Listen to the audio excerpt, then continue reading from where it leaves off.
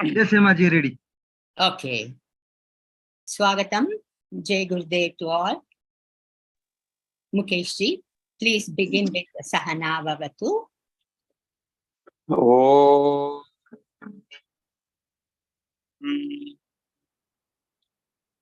Shri Gurubhyo Namaha.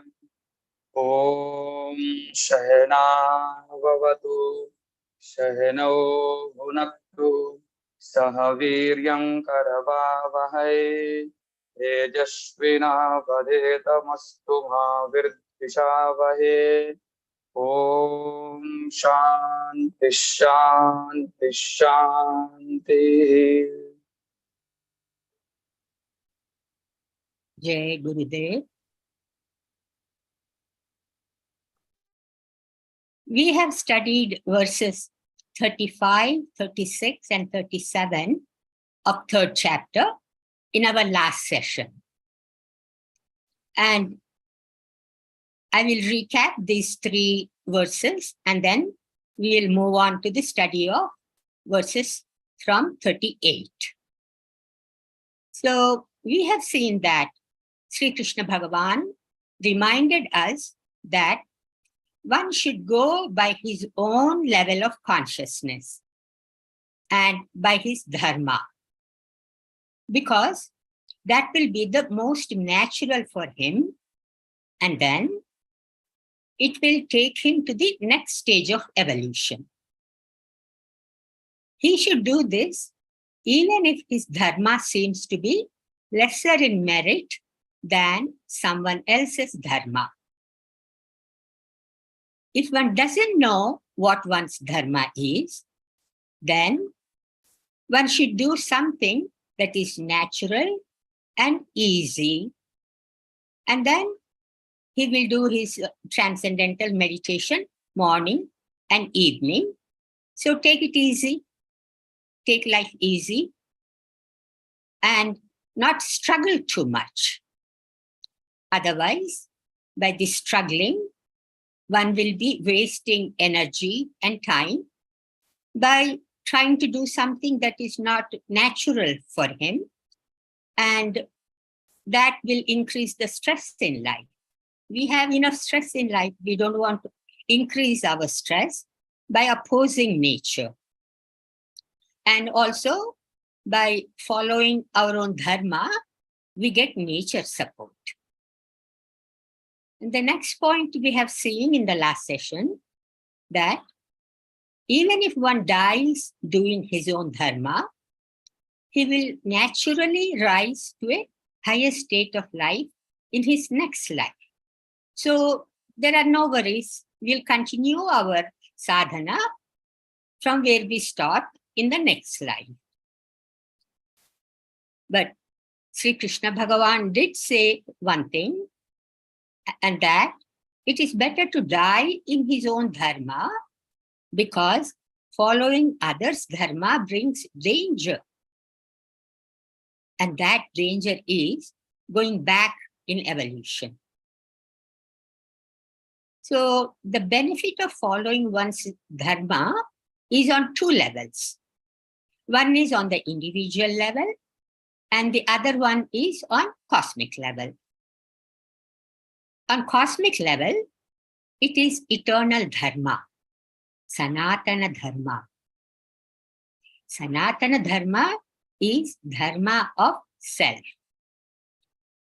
It is mentioned in Manusmriti by Maharishi Manu. It says that Dhriti Kshama Damasteyam Shaucham Indriya Nigraha Dhir Vidya Satyamakrodha Dashakam Dharma Lakshanam. So there are 10 characteristics of dharma. One is dhriti, that is persisting to do something in spite of difficulty. Kshama, forgiveness. Dama, self-control. Asteya, not to take possessions of others.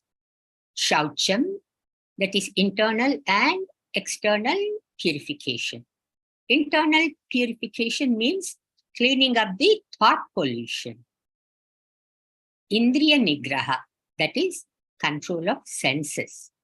The improvement of intellect. Vidya, acquisition of accurate knowledge. Satya is truth. Akrodha is abstaining from anger. So we develop all these qualities spontaneously with our regular practice of transcendental meditation. And then the next shloka in Manusmriti says, Te yanti paramam gatim. Means they, that is those who follow this Sanatana Dharma, they get enlightened. So I think it's pretty simple. What we do note in these 10 qualities is that they are universal. They can be practiced by anybody and everybody. No differentiation, caste, creed, religion, sex, gender, nothing. Anybody can follow and they get the benefit. That's why these are the universal qualities. And anybody who follows these becomes noble and successful. This is the real success in life. We don't measure success by the amount of money one makes. And also note that there is no mention of God in here. You have the freedom to choose your own God. If you want one, you choose your God. There is no restriction here. And also, dharmo rakshati rakshitaha. That means one who follows dharma, dharma protects them. Sanatana Dharma was practiced in ancient India, as a result of which there was peace and harmony in Bharat. And then we move on to the next shloka, in which Arjuna asks, what makes a man to commit sin? And then Krishna Bhagavan says, it is desire, it is anger. And these two are born of Rajoguna, Rajas. It's one of the three gunas.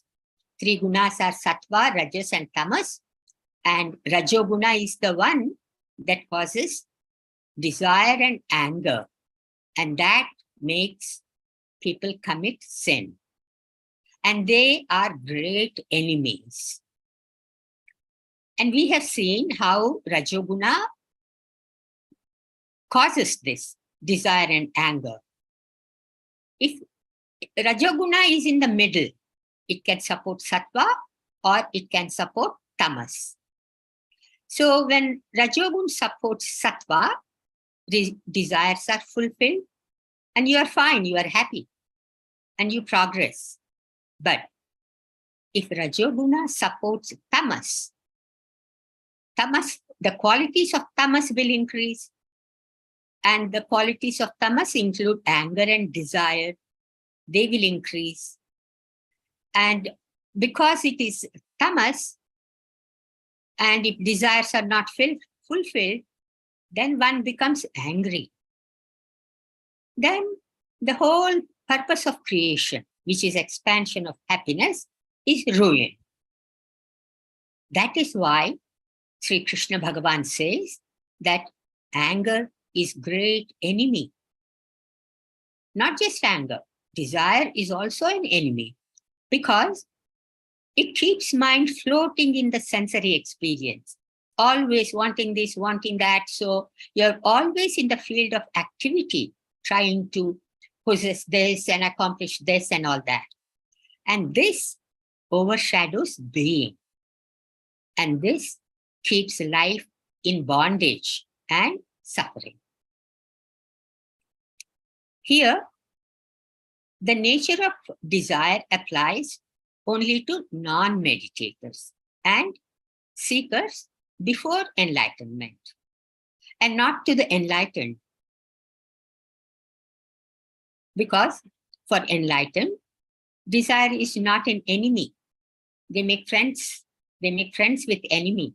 And then Desires are on the superficial level. Even if they have to do anything, they are not deep down, causing this frustration or stress. So that's what we have studied in the last session. Now we will continue with our study of verses 38 to 42. And we will begin with 38. Mukesh ji, 38 verse, please. जी दीदी। ओम श्री परमात्मने नमः। अथ तृतीयोऽध्यायः। ओम धूमेनाव्रियते बह्निर्यथा धर्षो मलेन च यथा यथोल्बेनावृतो गर्भस्तथा तेनेदमावृतम्। ओम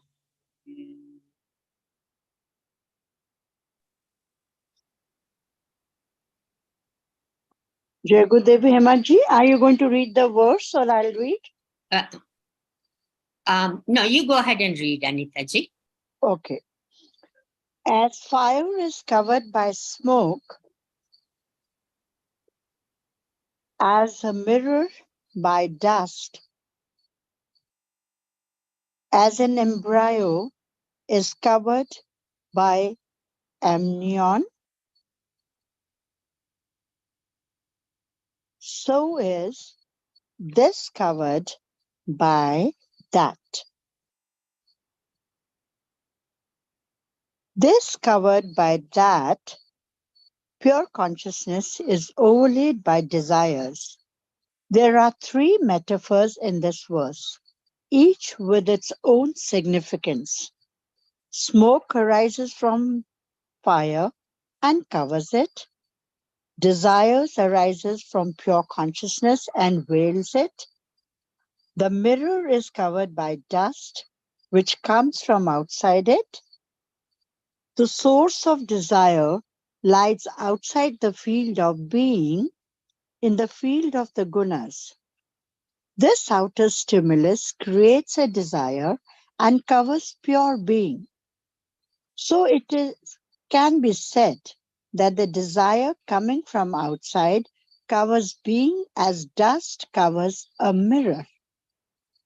As the amnion covering the embryo supports it and keeps it alive, so does the desire overshadowing being supports and gives life to beings, nourish them and keep them alive. Therefore, it is desire which is every way veils the uninvolved nature of the self and leaves it involved, as it were, as if bound by activity. Jai Gurudev. So here, three examples are given to explain the situation of how pure consciousness is covered by desires. The first example is smoke comes from fire and covers it. Just like that, desire, which is a thought, comes from pure consciousness and covers it. But in the second example, it's a different scenario. Mirror is covered from dust, which is coming from outside of mirror. Here, the source of desire is outside, in the gunas, and it covers the pure consciousness. And the third example is that of amnion covering embryo. So a layer covers embryo, and it supports and it keeps it alive. It's protecting the embryo.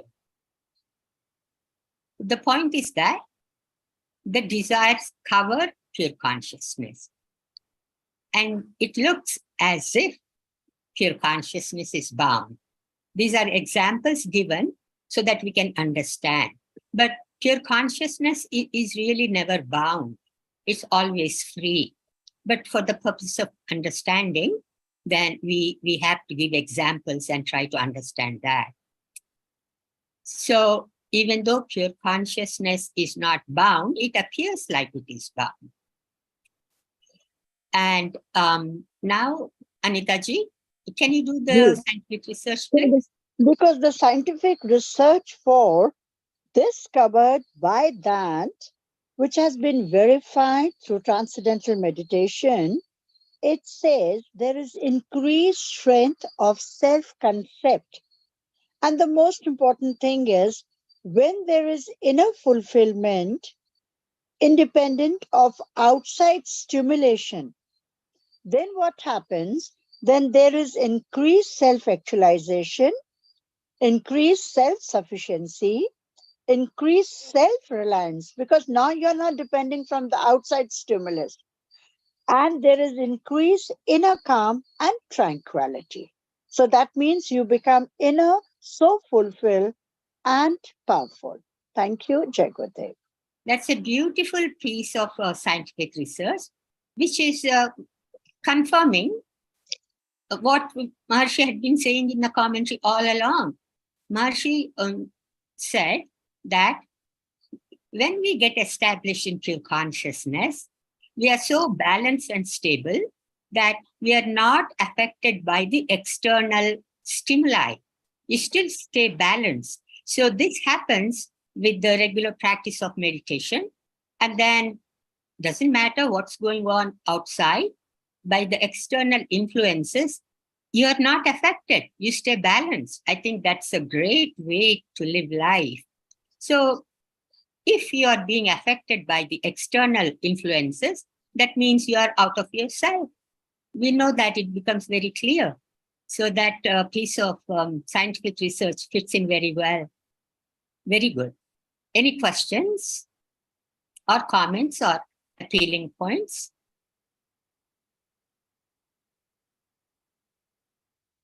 Okay.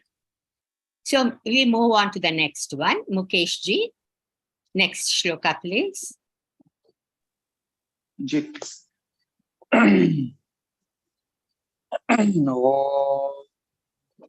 आवृतं ज्ञानमेतेन ज्ञानिनो नित्यवैरिणा कामरूपेण कौन्तेय दुष्पूरेण नलेन च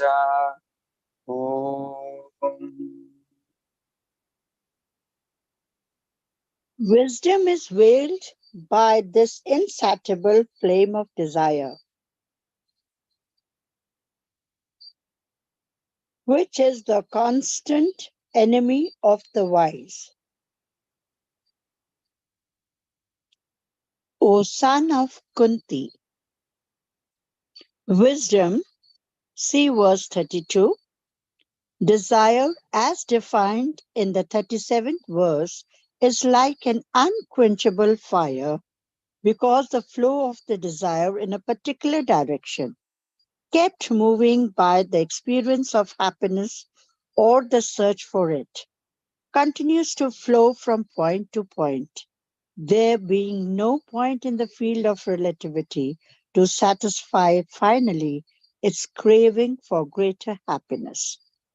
This is how the ceaseless activity of desire continues to maintain a close tie of association between the self and the outside world, thus keeping the self bound, as it were, to the field of action. Desire does not allow the self to remain uninvolved with the field of action, even though all activity in its reality carried on by the three gunas. The wise in this contest are they who know the truth about the division of the gunas and their actions, and who know that it is the gunas which act upon the gunas, as explained in the verse 28. The wise are they who, establish in the knowledge of the three gunas, remain uninvolved with the field of action. When Shri Krishna Bhagavan says in this verse that desire is the constant enemy of the wise, he is warning students of Sankhya that mere intellectual understanding of the three gunas is not sufficient to establish the self as uninvolved with action and its fruits. It is necessary to rise above the influence of desire. But as long as life continues, it has to be in the field of desires. No practical man could ever be without desires.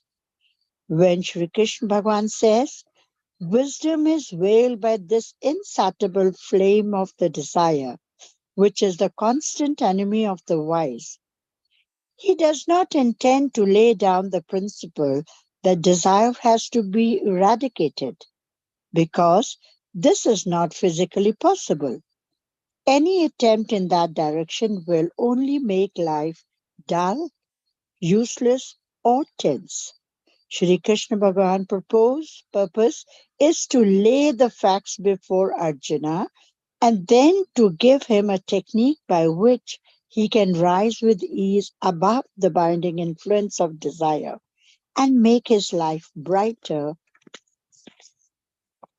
more successful, and fulfilled on every level. Sri Krishna Bhagavan explains clearly the mechanics of bondage so that Arjuna may be better able to realize that to rise above this bondage and live a life of eternal freedom is not difficult but easy. The great emphasis in this verse upon the enmity of desire implicitly shows that Sri Krishna Bhagavan is going to lead Arjuna to a way that will transform the influence of desire from the enmity to usefulness. Desires will cease to be enemy of the wise. They will prove to be supporters of the wise and will bring them fulfillment on every side. Shri Krishna Bhagavan, out of his great kindness, is going to give Arjuna a simple technique of transforming the whole machinery that gives rise to desire, of transforming the mind and the heart so that the rising up of desires and all their activities will serve as tidal waves of love and bliss in the unbounded ocean of the oneness of God consciousness. This involves giving a pattern to the machinery that creates desire, senses, mind, and intellect, so that even while remaining in the field of desire, it remains free from the impact of desire. This allows the self to remain uninvolved, leaving the desires to be taken care by the three gunas, by virtue of which they arise, grow, and have their play. The following verse analyzes the machinery which gives rise to desires, and the remaining verses of the chapters are devoted to bringing out the basic and at the same time most highly advanced teaching of the technique whereby one passes out of the binding influence of the desires. Jai Gurudev. So this shloka is telling us that wisdom is covered by desire, which is a constant enemy to the wise. So what is wisdom? Wisdom is the knowledge. Knowledge of gunas, knowledge about self, knowledge about the activity of the gunas, how they interact with each other, and that the self is separate from activity. And what is the activity of Sri Krishna Bhagavan? So this knowledge that we gain, it's called Atma Jnana, the wisdom that's there in pure consciousness. This knowledge, this wisdom is covered by desire, which is, quote, insatiable flame, we just heard in the commentary. It's unquenchable and it's a constant enemy. Why? Because there is nothing in the relative that will give you lasting happiness. The craving for greater happiness cannot be satisfied no matter what. For example, first you buy a small house, then you want a bigger house. First, you have a simple phone. Then you want an iPhone. First, you have a small car. Then you want a fancy car. First, you make 1 crore. And then you want more crores. See the point? So it keeps on going. You want more and more and more. And you never reach a point of fulfillment. What is the solution to that? The only solution is to go inward and find inner happiness. That's called Atmananda. Because with these desires coming up one after the other, one maintains association with the outside world. And then it keeps the self bound in action. So the solution is to go inward. And the advice to the wise is that one has to have the experience of Atma to be really happy. It's the intellectual understanding is not enough. Because if you think, oh, it's the gunas interacting with each other, and so I'm not involved. That's on the surface level. That is intellectual understanding. Of course, it is necessary to have intellectual understanding, but along with the intellectual understanding, one has to have the experience of Atma, of transcendence. Only then we can handle the situation properly. Only then one can rise above the influence of desire. Because it's not possible to eradicate desires. They keep coming. Even enlightened people will have desires. Maharishi had a desire. And the desire was to have world peace. But if you try to kill the desire, move away from the desire, try to control the desires forcibly, it will only make our life frustrating because it's impossible to control desires on the level of control. So now the question comes, how do we rise above the influence of desire? Many people think that it is difficult. But Sri Krishna Bhagavan is going to give us an easy technique, which we already have, of course, by which the enemy of desire can be transformed into usefulness. The enemy becomes a friend. And how? By becoming a friend, how they will support us and bring fulfillment. In Mahabharata, Bhishma says, make friends with your enemy. Such a beautiful thing to say. It's very wise to do that because your life becomes so easy. You don't have to fight with them. How much energy you waste trying to fight with the enemy? So this technique of transcending transforms the mind and heart so that the rising up of the desire and their activity will serve as tidal waves of love and bliss in the unbounded ocean of the oneness of God consciousness. This way, while remaining in the field of desire, it remains free from the impact of desire. That's a wonderful situation to be. You don't have to control the desire. You don't have to kill the desire. You're just, having fun in spite of having desires. This allows the self to remain uninvolved because you're transcending. And the activity of desires is on the surface level and it's taken care of by the gunas. They are interacting with each other. You are not.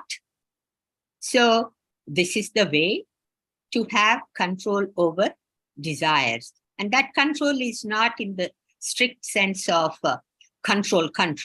It is spontaneous. It comes spontaneously. Now we will have scientific research. Anita ji. Yes.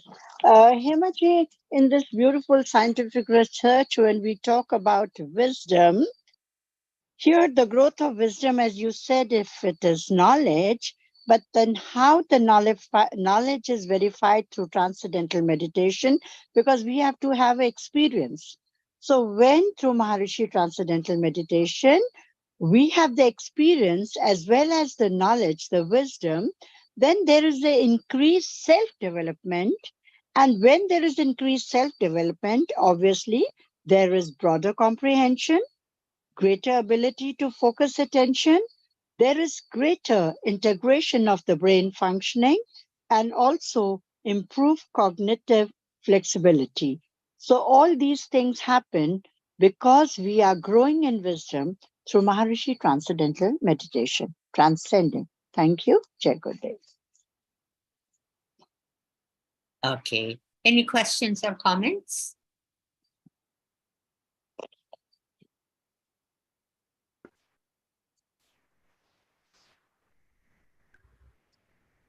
Jai Gurudev. Jai Gurudev, Maria, go ahead. Anita just brought up something nice, because I was just thinking to ask you, I was thinking about it this week, actually, the distinction between knowledge and wisdom. And Anita just brought up the point of knowledge and the understanding and its practical aspect. Wisdom is actually knowledge in action, not just the intellectual knowledge. Yes, that's a good point you brought out, Maria. And as we just talked about, both are necessary. Yes. One without the other is not enough. So that's why it's again and again brought up in Gita that intellectual understanding and the experience of transcending, they both go hand in hand. Oh, very good. Any other points?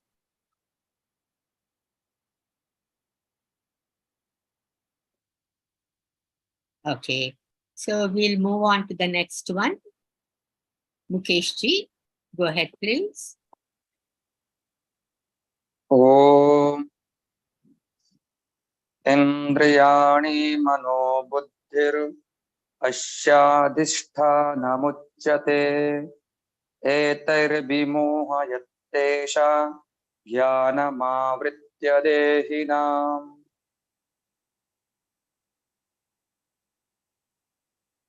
The senses, the mind and the intellect are said to be its seat, overshadowing wisdom.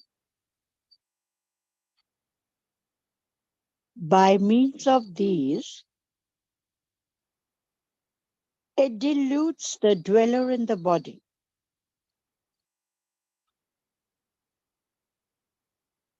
Having thus far explained that the loss of wisdom is due mainly to the mind's incessant engagement in the field of activity, to desire, Lord Krishna Bhagavan now begins to describe a way whereby the subjective aspect of one's life, which is responsible for all desires and activity, can be influenced in such a manner that on one hand, it does not permit desire to overshadow being, and on the other, it brings fulfillment to them, thus bringing both success and salvation to life. Shri Krishna Bhagavan first describes the subjective machinery responsible for making concrete and abstract a sense of desire. Through the intellect, mind, and senses, abstract desire in the form of a thought takes on a concrete shape. As a result, the self becomes as if involved with the field of activity. This is how the uninvolved nature of the self is deluded, as it were. The wisdom that holds the self to be uninvolved and out of bondage is overshadowed by the senses, mind, and intellect coming into action under the sway of desire. Having shown the senses to be the direct means through which desires function, Shri Krishna Bhagavan in the following verse stresses the necessity of conditioning the senses to become free from the overshadowing nature of the desires. Jai Gurudev. So this shloka is telling us where is the seat of desire? And the answer is it's in the senses, mind, and intellect. It rides on them. So along with these senses, mind, and intellect, desire overshadows wisdom. It overshadows being. And it seems like self becomes involved with activity. And it becomes deluded. So the wisdom that holds that self to be uninvolved is overshadowed. So now the being, the individual is bound because it's all mixed up now. And because of this overshadowing by mind and intellect, and they're controlled by the desire, then we run into all these problems of, desire taking us in all these different directions and keeping us bound. So what is the solution to this? We get the answer in the next shloka. Scientific research, please. The scientific research says when such a situation arises, then what happens? Then through Maharishi Transcendental Meditation, there is an increased use of hidden brain reserves. And then what happens that time? Then the brain responds to somatosensory stimuli are more widely distributed across the cortex, indicating greater participation of the whole brain in response to the stimulus. So what happens consequently? The result is growth of experiences of higher states of consciousness. Then there is greater inner locus of control, increased actualization, and increased integration, unity, and wholeness of personality. So if we are able to control through Maharishi Transcendental Meditation the desire in its true form, then we are moving into the higher states of consciousness. Thank you. Jai Gurudev. Yeah. It's very nice, all these scientific studies, confirming that this is what happens. And I think it's very helpful. Some people who, don't believe in transcending and all that. It's very good. Any questions or comments?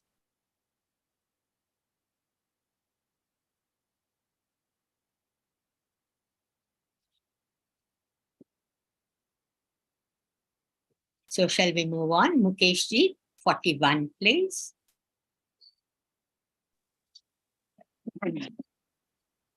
ॐ दशमात्वमिन्द्रियाण्यादौ नियम्य भरतर्षभ पाप्मानं प्रजहीशेनं ज्ञानविज्ञाननाशनम्.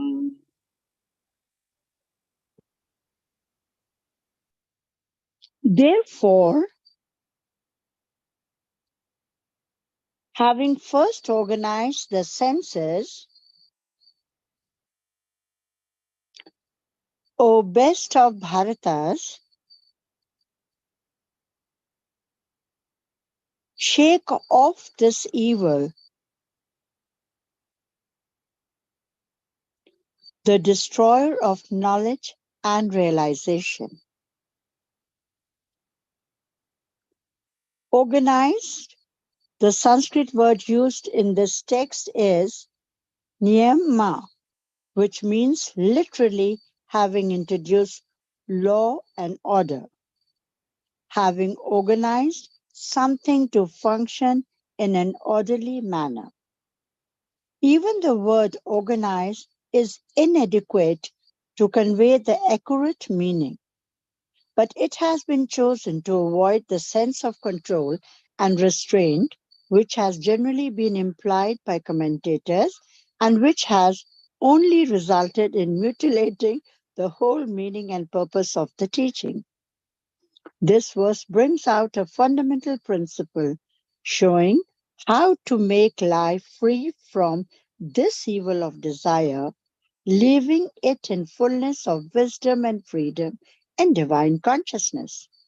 The previous verse has declared the senses, mind, and intellect to be the seat of desire.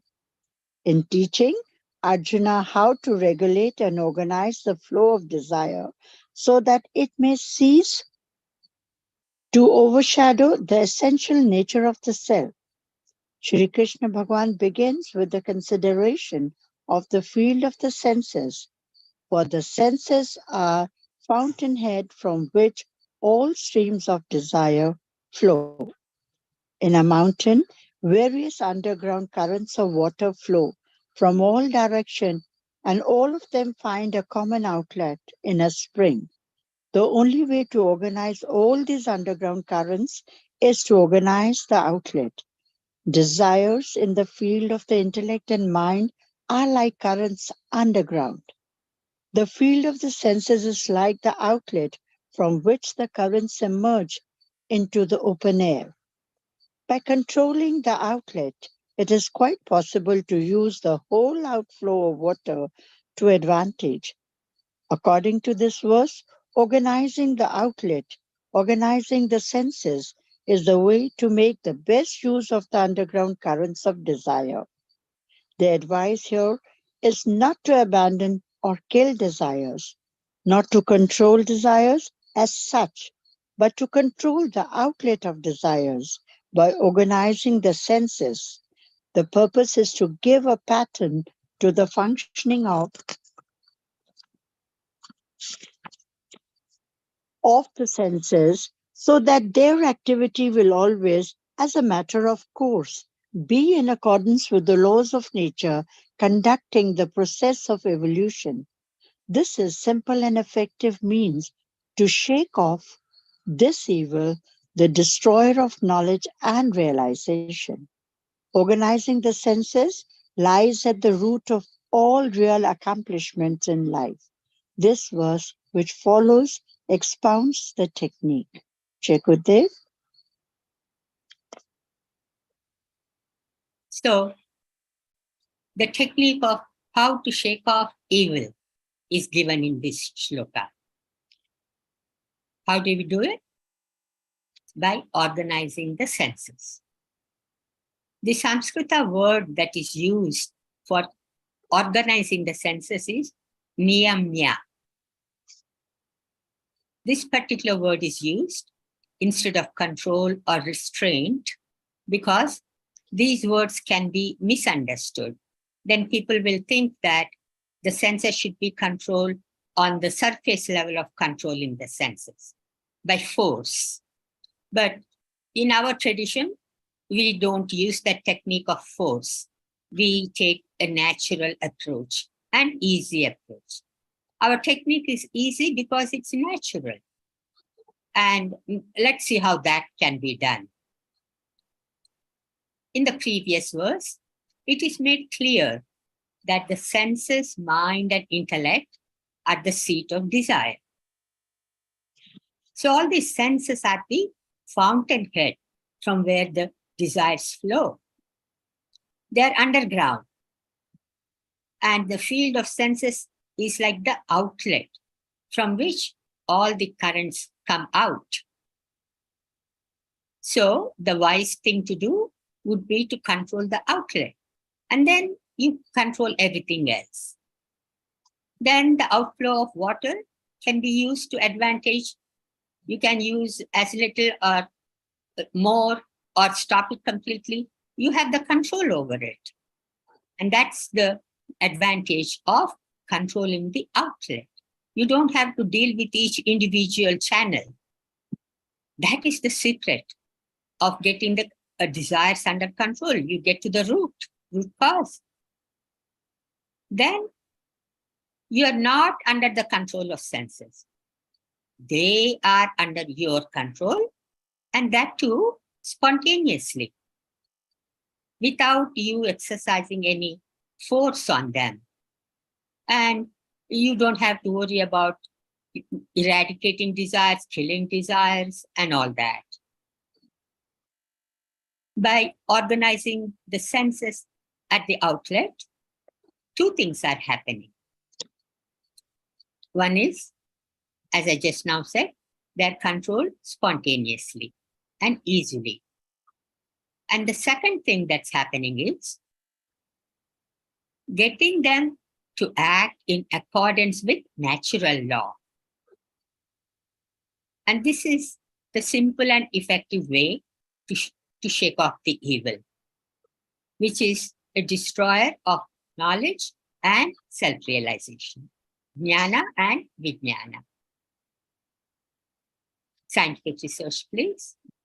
So now, the main point here is in the scientific research that through the transcendental meditation, there is increased speed during focused attention, because now we are able to control the outlet, that is, able to organize the senses in such a form that there will be faster processing of cognitively complex information in us, and there will be improved concentration, there will be improved independence, broader comprehension, and increased ability to focus attention. Because of this improved comprehension, we will have accelerated cognitive development. And when this is possible, then we are able to organize the senses. It means, as we read in the verse, we are able to organize the outlet for the betterment of each one of us. Jai Gurudev. Okay. Any questions or comments?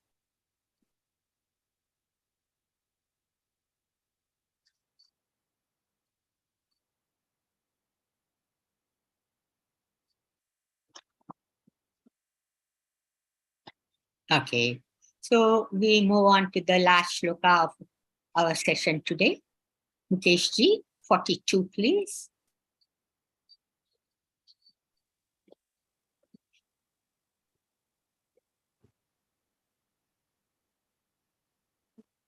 जय गुरुदेव दीदी। जय गुरुदेव जी।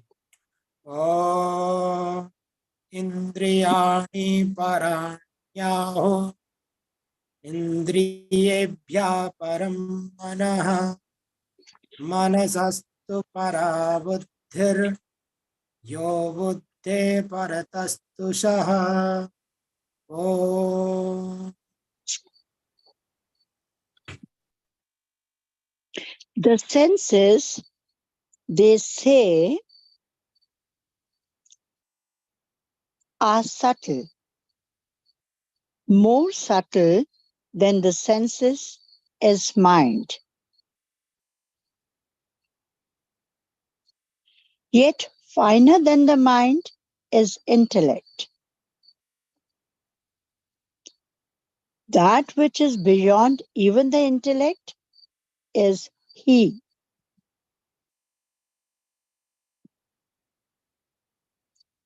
After emphasizing in the previous verse the necessity of organizing the senses, Shri Krishna Bhagavan now indicates the sequence of the subtler aspects of subjective life which lie beyond the senses. This is to find the key to organizing the senses. If one has difficulty in dealing with an officer, then one should seek out his superior in rank.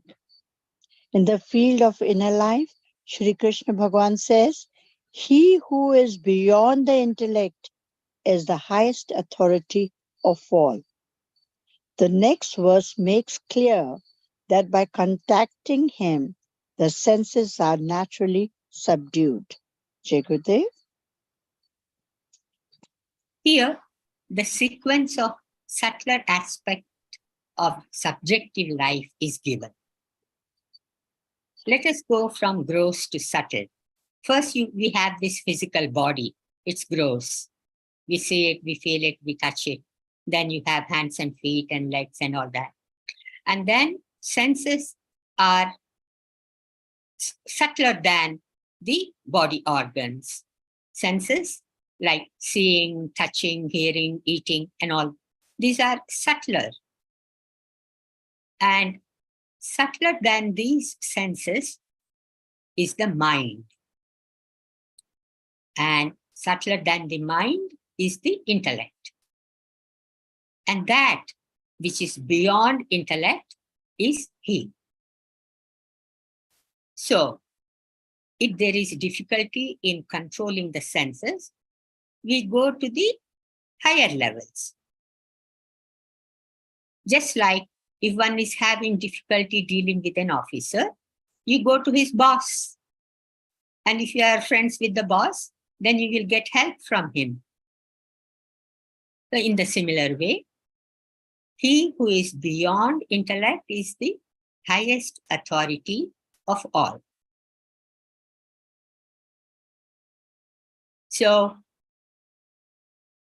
we'll have scientific research now.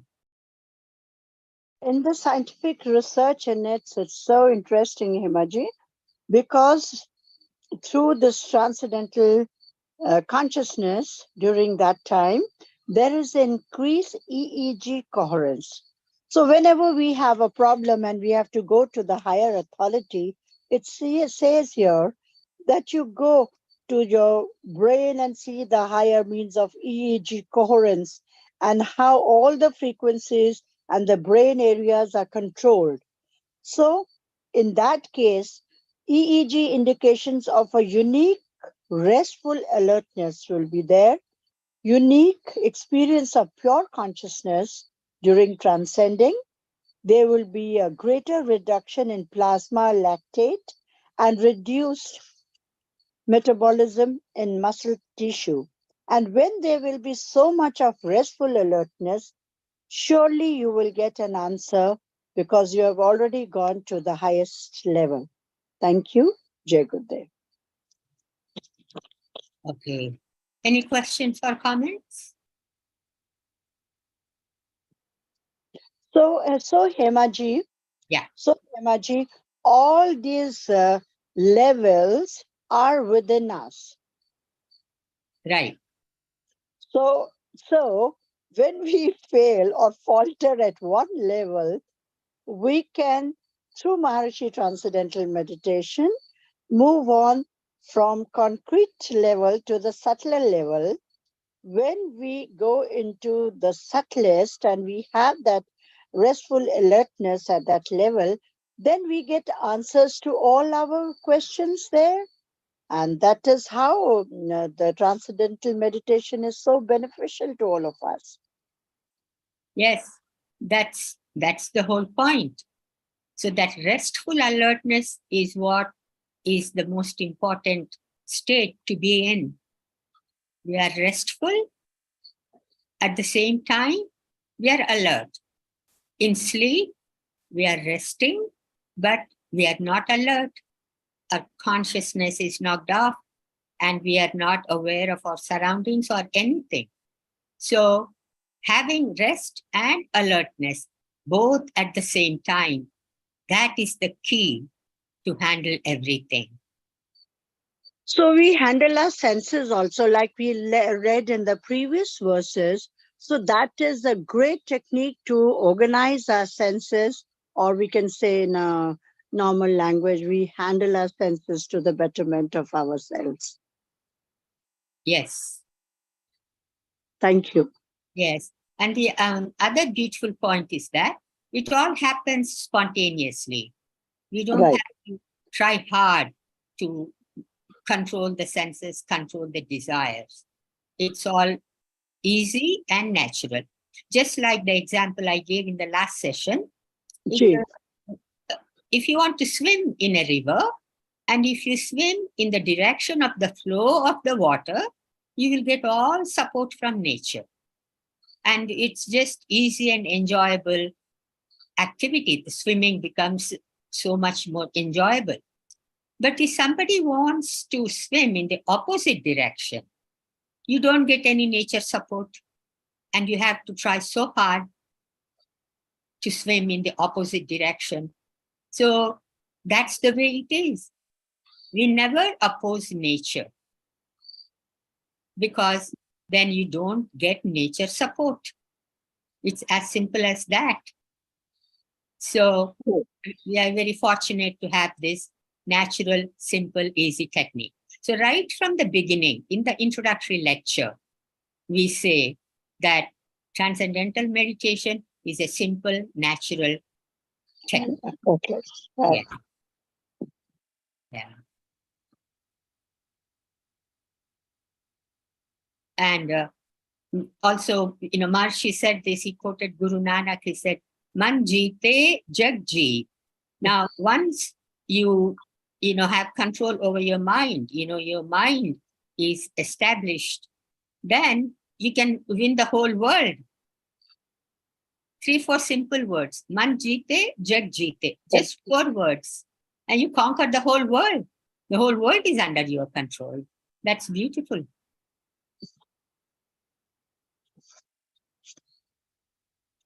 Okay. Any questions or comments?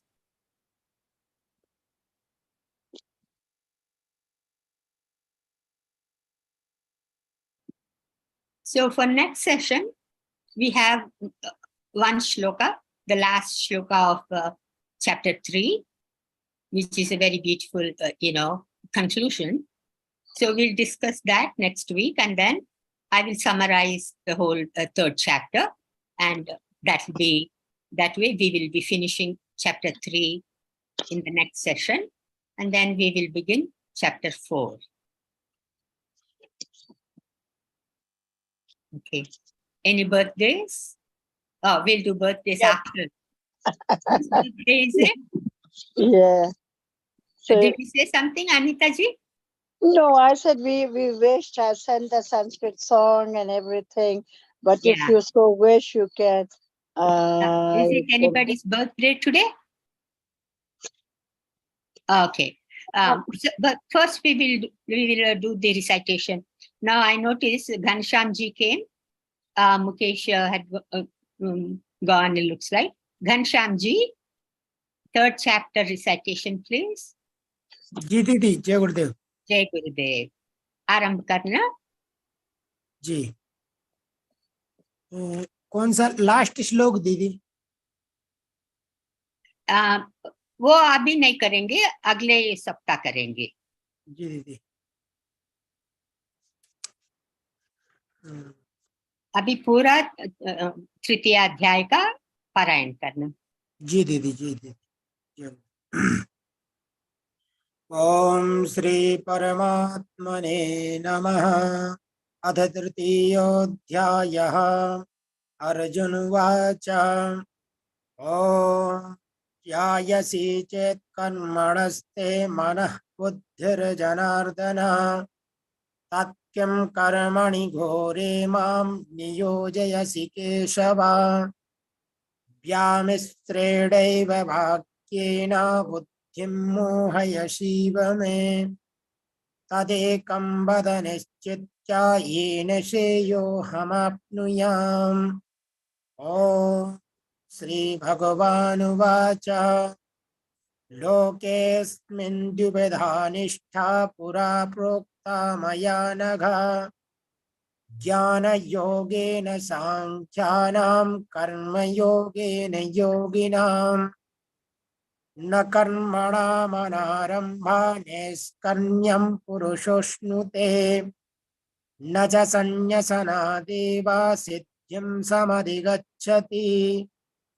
न हि कश्चित् क्षणमपि जातु तिष्ठन्त्य कर्मकृत् कार्यते ह्यवसः कर्म सर्वः प्रगतिजैर्गुणैः कर्मेन्द्रियाणि संयम्य ययास्ते मनसा स्मरन् इन्द्रियार्थान् विमूढात्मा मिथ्याचारः स उच्यते यस्त्विन्द्रियाणि मनसा नियम्यारभतेऽर्जुन कर्मेन्द्रियै कर्मयोगम् अशक्तः स विशिष्यते नियतं कुरु कर्म त्वं कर्मज्ञायो ह्यकर्मणः शरीरयात्रापि च ते न प्रसिद्ध्येद कर्मणः यज्ञार्थात् कर्मणो यत्र लोकोऽयं कर्मबन्धनः तदर्थं कर्म कौन्तेय मुक्तसङ्गः समाचर सह यज्ञाः प्रजाः सृष्ट्वा पुरोवाच प्रजापतिः अनेन प्रसविष्यत्वा मेष विश्वध्वम् एषवोत्तिष्ठ कामधुक् देवान् भावयतानेन ते देवा भावन्तु वा परस्परं भावयन्तः श्रेयः परमवाप्स्यथा इष्टान् भोगान् निबो देवा दास्यन्ते यज्ञभाविताः तैर्दत्तान प्रदायेभ्यो यो भुङ्क्तेस्तेन एव शः यज्ञशिष्टासिनः सन्तो मुच्यन्ते सर्वकिल्बिषैः भुञ्जते ते त्वघं पापा ये पचन्त्यात्मकारणात् अन्नात् भवन्ति भूतानि पर्जन्यात् जन्मसम्भवः यज्ञात् भवति पर्जन्यो यज्ञः कर्म समुद्भवः कर्म ब्रह्मोद्भवं वृद्धि ब्रह्माक्षर समुद्भवम् तस्मात् सर्वगतं ब्रह्म नित्यं यज्ञे प्रतिष्ठितम् एवं प्रवर्तितं चक्रं नानुवर्तयति ह्ययः अघायुरिन्द्रियारामो मोघं पार्थ स जीवति यत्त्वात्मरतिरेव स्यात् आत्मतृप्तश्च मानवः आत्मन्येव च सन्तुष्टस्तस्य कार्यं न विद्यते नैव तस्य कृतेनार्थो न कृतेनेह कश्चन न चास्य सर्वभूतेषु कश्चिदर्थव्यपाश्रयः तस्मात् सक्तः सततं कार्यं कर्म समाचर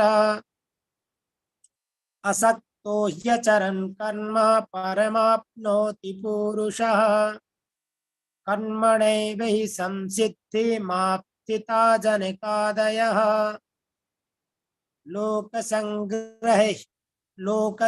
लोकसंग्रहमेवापि सम्पश्यन् कर्तुमर्हसि यद्यदाचरति श्रेष्ठ तत्तेवेतरो जनः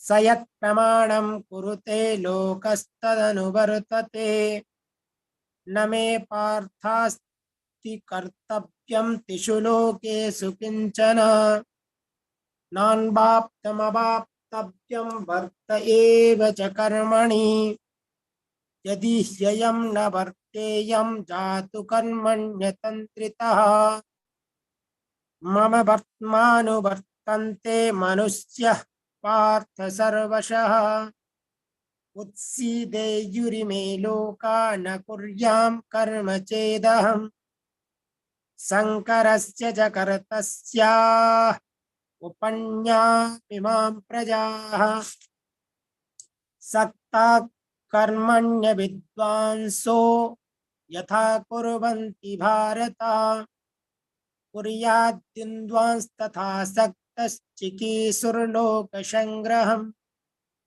न बुद्धिभेदं जनयेत् अज्ञानां कर्मसङ्गिनाम्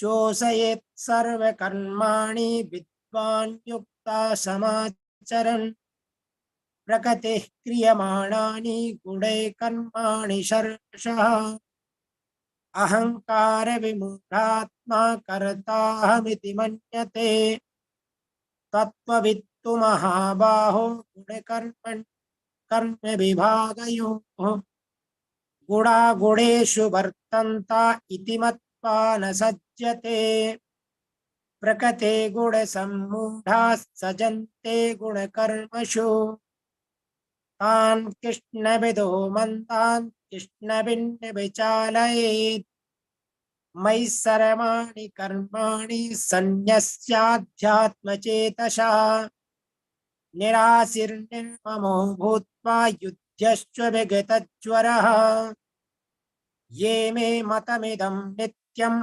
अनुतिष्ठन्ति मानवाः श्रद्धावन्तो न सूयन्तो मुच्यन्ते तेऽपि कर्मिभिः ये त्वेदं व्यसूयन्तो नानुतिष्ठन्ति मे मतम् सर्वज्ञानविमूढांस्तान् विद्धि नष्टान् चेतसः श्रद्धसंचेष्टते स्वस्याः प्रकृतिर्ज्ञानवानपि प्रकृतिं यान्ति भूतानि निग्रह किं करिष्यति इन्द्रियस्येन्द्रियस्यार्थे रागद्वेषौ व्यवस्थितौ तयोर्नवशमागच्छेत् तौ ह्यस्य परिपन्थिनौ श्रेयान् स्वधर्मो विगुणः परधर्मात् स्वनुष्ठितात् स्वधर्मे निधनं श्रेया परधर्मो भयावहः अर्जुन उवाच अथ केन प्रयुक्तोऽयं पापं चरति पुरुषः अनिच्छन्नपि वार्ष्णेया बलादिव नियोजितः श्रीभगवानुवाच कामयेषा क्रोधयेषा रजोगुणसमुद्भवः महासनो महापाप्मा विद्येनमिह वैरिणम् धूमेन व्रियते वह्निर्यथादर्शो मलेन च यथुल्बेनामृते गर्भस्तथा तेन ददामृतम् आवृतं ज्ञानमेतेन ज्ञानिनो नित्यवैरिणा कामरूपेण कौन्तेया दुष्पूरेण नलेन च इन्द्रियाणि मनोबुद्धिरस्याधिष्ठानमुच्यते एतैर्विमोह्य यत्केषा ज्ञानमावृत्य देहिनम् तस्मात् त्वमिन्द्रियण्यादौ नियम्य भरतर्षभ पाप्मानं प्रजह्येनं ज्ञानविज्ञाननाशनम् इन्द्रियाणि परण्याहुरिन्द्रियेभ्यः परं मनः मनसस्तु परा बुद्धिर्यो बुद्धे परतस्तु सः एवं बुद्धे परं बुद्ध्वा संस्थाप्यात्मानमात्मना जहि शत्रुं महाबाहो कामरूपं दुराशदम् ॐ तत्सदिति श्रीमद्भगवद्गीतासु उपनिषत्सु ब्रह्मविद्यायां योगशास्त्रे श्रीकृष्णार्जुन संवादे कर्मयोगो नाम तृतीयोऽध्यायः। ॐ श्रीकृष्णार्पणमस्तु।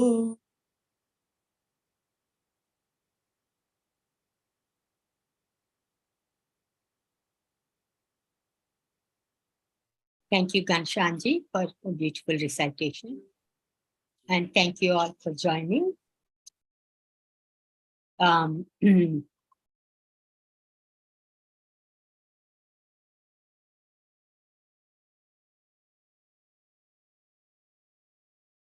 We still have 20 minutes more. We can stop now, or we can have some discussion. Bella, कुछ प्रश्न पूछना है या Maria Hinduja Welcome, Hinduja. Nice to see you. Glad that you joined. How did you like the session? Do you want to say something? Jai Gurudev Hemaji. Jai Gurudev. Today I've done very well puja, Jai Hemaji. Varalakshmi puja. Oh, that's true. Today is Shravana Mas Friday. It's very auspicious to do Lakshmi Puja today. I can recite 108 names of Mahalakshmi और घनश्याम जी. आज श्रावण शुक्रवार है. आप लक्ष्मी जी का कुछ स्तोत्र पढ़ सकते? जी दीदी. अष्टोत्तर, लक्ष्मी अष्टोत्तरम पढ़ सकते? जी दीदी, बुक से उठानी आप पड़ेगी. लक्ष्मी महालक्ष्मी का कोई तो भी स्तोत्र पढ़ना. जी दीदी. कौन सा पढ़ेंगे? श्री सूक्त सुना दें? नहीं, श्री सूक्त नहीं, और कुछ सुनाना. कनक धारा स्तोत्र. कौन सा? कनक धारा स्तोत्र. कनक धारा, बहुत अच्छा. कनक धारा पढ़ना. जी दीदी. So we are going to recite, Ghanshyam ji is going to recite Kanakadhara Stotra. This stotra is written by Adi Shankaracharya. The background of this is that when he went, begging alms, he goes to somebody's house, and she was a very poor lady. She didn't have anything to give him. And so she feels very bad that she's not able to give him anything. So she has a small piece of amlaki fruit. So she gives it to him. So Shankara notices that this woman is feeling very bad, that she is not able to give him anything.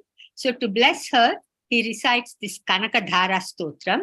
And as a result of which, Sri Mahalakshmi blesses her and showers the gold coins on her. So go ahead, Ghanshyamji, very nice. Thank you, Hinduja, for reminding us that today is, Shravan Shukravar and good for Mahalakshmi Puja. Go ahead, Ghanshyamji. जी दीदी. ओम श्री कनकधारा स्तोत्रम अंगम हरे पुलक भूषणमाश्रयन्ति भृंगांगने पमुकुलाभरणं तमालम् अंगीकिताखिल विभूतिर्पाङ्गलीला माङ्गल्यदास्तु मम मङ्गलदेवताया मुग्धा मुहुर्विदधति वदने तारे प्रेमत्रपा प्रणितानि गतानि मालादशोर्करीबमहो पलेया सा मे श्रियं तिसतु सागर्षं हवाया विश्वानरेन्द्रपदवे भ्रमणा दक्षा मानन्दहेतुरधिकं तुषोऽपि ईसन्निषीदतु मयि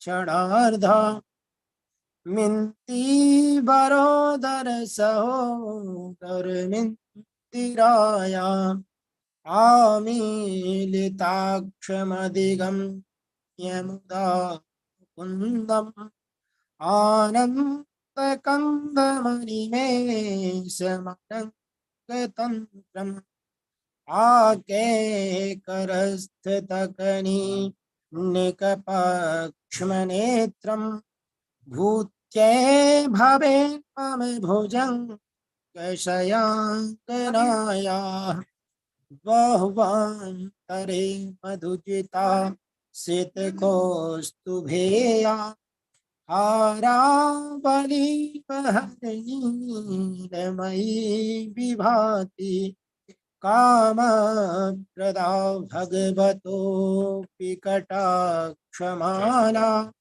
कल्याणमावहतु मे कमलालयाया कालाम्बुदाललितलोचनाया ललित तो रसिकेट भारे धाराधर स्फुरतिया तदिदङ्कनेव मातु समस्त जगता भद्राणि मे दिशतु भार्गवनन्दनाया प्राप्तं पदं प्रथमता किलय प्रभावान् माङ्गल्यभाजि मधुमाथिनि मन्मथेन मय्यापतेत् तदिह मन्थरमीक्षणार्ध मन्दालसं चमकरालय कन्यकाया दद्यादयानुपवनो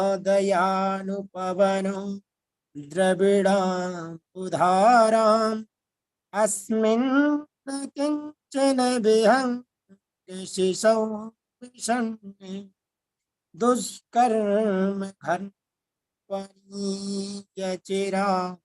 दूरम् नारायण प्रणयनी नयना उवाह इष्टाविशिष्टमतयो पियया तयाद्र दृष्ट्यातिभिष्टपदं सुलभं लभन्ते दृष्टिः प्रहष्टकमलोदरदीप्तिरिष्टां पुष्टिं कपिष्ट मम पुष्करभीष्टराया गिर्देवतेति गरुडध्वज सुन्दरीति शाकम्भरीति शशिशेखरवल्लभेति सृष्टिस्थितिप्रलयकेलिषु संस्थिताये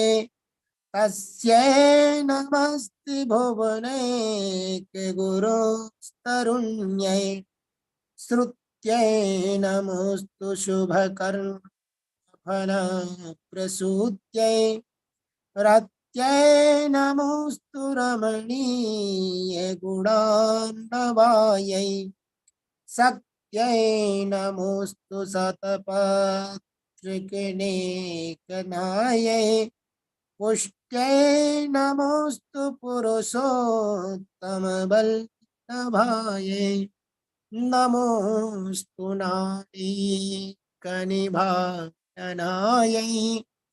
नमोऽस्तु दुग्धोदधिजन्मभूत्यै नमोऽस्तु सोमामृतसोदरायै नमोऽस्तु नारायण वल्लभायै सम्पत्कराणि सकले त्रियनन्दनानि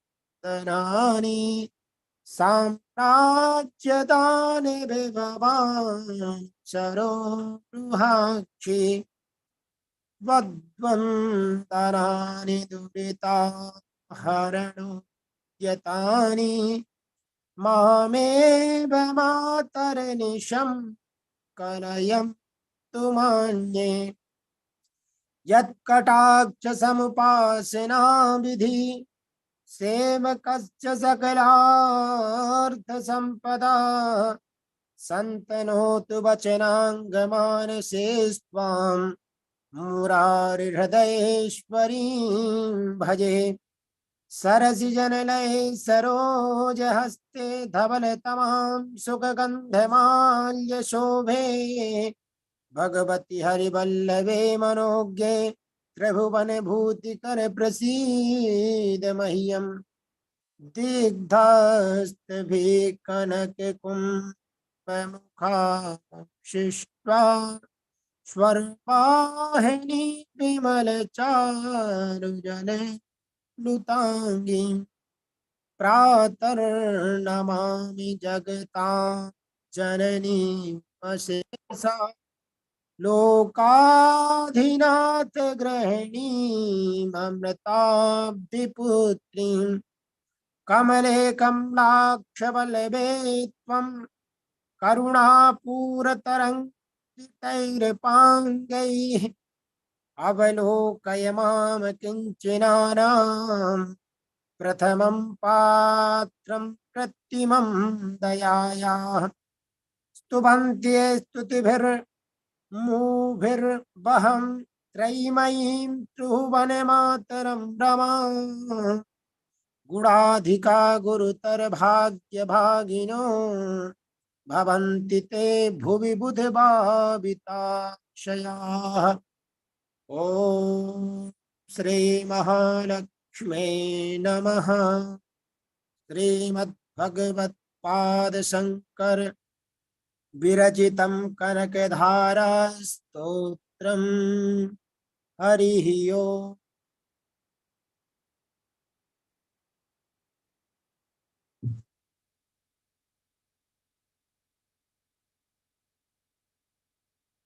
Thank you, Ghanshyamji, for your beautiful recitation.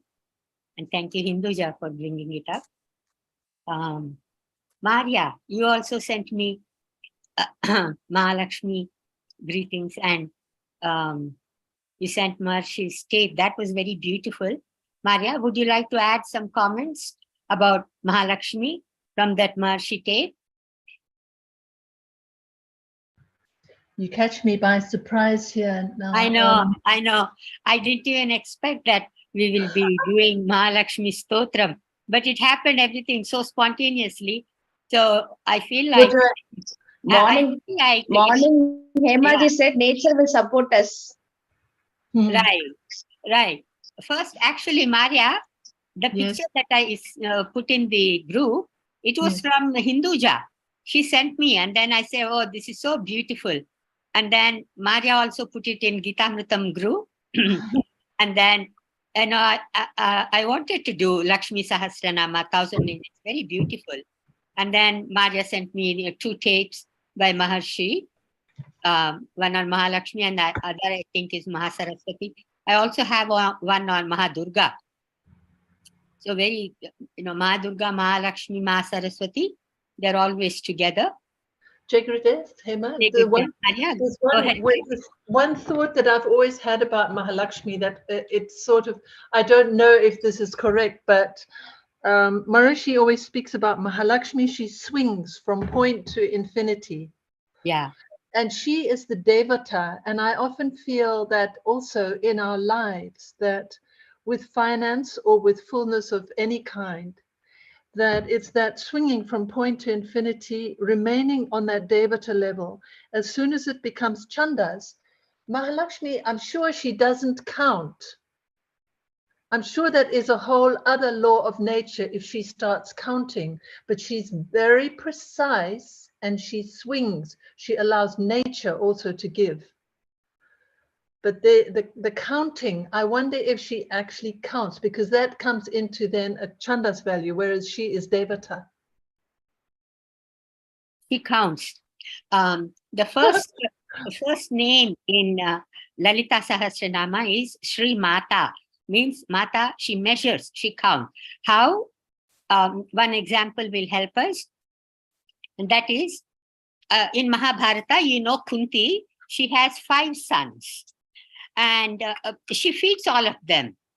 She loves all of them equally, but she gives whatever each child needs. For example, Bhima is a big guy. He eats a lot. The others are smaller than him. So she measures her food. She gives more to Bhima because he's big. He needs more. And she gives less to others because they need less. So she measures. Isn't that interesting? Yes, and that's beautiful, but she's measuring on the level of the heart, not the, or perhaps also the mind, Yeah. So she is on the level of heart, and then she is on all levels, from, like you said, from point to infinity. And she sits on that lotus, Padma. And the lotus petals are so beautiful. They denote point and infinity. Beautiful. Yeah. I just keep feeling that it's so valuable, that aspect of Mahalakshmi, that she's a process more than a thing, or is it not the case? Because I feel in the world today there's such an emphasis on material, and I don't know if Mahalakshmi dwells so much in that actual material value rather than having the emphasis on the flow of finance or anything. That becomes a part of our life. So like as we have discussed before, when we find the treasures inside of us, Atma, is such Chit Ananda, and this value, when we transcend, we experience this. When we transcend, we experience all these jewels in the bottom of the sea. Then we come out and we bring these jewels out onto the surface. And then this reflects in our life, in our daily activity. So we are bringing the divinity of Atma into the relative. And so the whole relative becomes filled with divinity, and we enjoy the relative with all this enriched, life. And so, but what happens sometimes, people get carried away with the superficial things. And so they give more importance to the more material aspect of life. So that way the balance is not there. The emphasis is more on just the, material side of it. But a real jnani has both of them, richness in absolute and relative. So that is our goal, and that's where we are getting. It's beautiful what you say there, because I remember Maharishi emphasizing that Chandas is becoming transparent. Right. So, yeah, so that there's more consciousness than matter. There is more consciousness in matter. And when we experience that more consciousness in matter, then the Chandas becomes, transparent. So in the beginning, I had difficulty understanding what does that mean. But then Maharishi gave an example somewhere. Sun is shining. Sun is always shining. But the clouds come in front of it. So you can't see the sun. So when the clouds go away, wind comes and the clouds are blown away, and you see the sun. So when this ignorance of cloud goes away, then we can see the sun. It's transparent. So that's what is happening with our meditation. We are clearing off the clouds. Sometimes what happens? One cloud goes, the other cloud comes. So that's why we keep on doing meditation and clearing up the clouds as they come. Beautiful, Hemati. Thank you. Yeah. So I notice Anne just joined. We are just ending, Anne. All of you can come on video now. Whoever is able to, we'll say Jai Gurudev to Maharishi. Jai Gurudev, Hinduja, very nice to see you. Because of you, we had this beautiful discussion on Mahalakshmi. So it's close to 9 o'clock, so we'll close now. Ghanshyamji, Shanti Path, please.